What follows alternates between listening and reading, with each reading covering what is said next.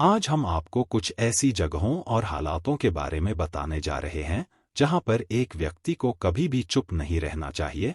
इन जगहों पर आवाज उठाने में ही आपकी भलाई है। आचार्य चाणक्य के बारे में शायद ही कोई ऐसा हो जो कि न जानता हो।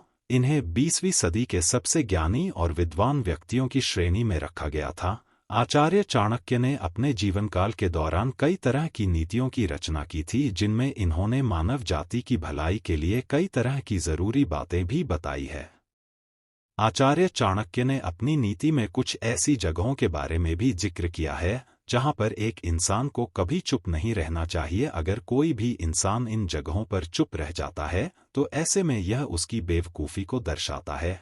आज इस आर्टिकल में हम आपको उन्हीं जगहों के बारे में बताने वाले हैं जहां पर एक इंसान को कभी भी चुप नहीं रहना चाहिए।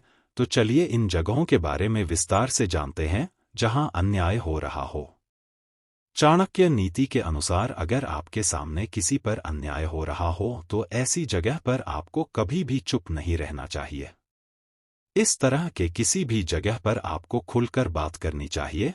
अगर आप इस तरह की जगहों पर चुप रह जाते हैं तो ऐसे में आपके सिद्धांतों के साथ समझौता करने जैसा हो सकता है। हक की बात पर चुप रहना।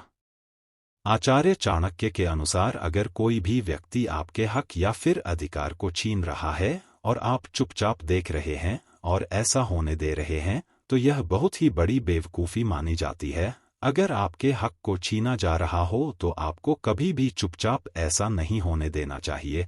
आपको खुलकर इस तरह की चीज़ों का विरोध करना चाहिए। जब बात रिश्तों की हो, चाणक्य नीति के अनुसार जब बात रिश्तों को बचाने की हो तब आपको खुलकर बात करनी चाहिए। रिश्तों को बचाकर रखने के लिए आपको हमेशा अपना मुंह खोलना चाहिए और बिना किसी झिझक के अपनी बातों को सभी के सामने रखना चाहिए। धर्म के हित में बोलना जरूरी। चाणक्य नीति के अनुसार जब बात धर्म और अधर्म पर आती है तो ऐसे में आपको बिना किसी झिझक और डर के धर्म के पक्ष में अपनी बातों को रखना चाहिए। जब आप धर्म की रक्षा करते हैं तो ऐसे में समय आने पर धर्म भी आपकी रक्षा करता है।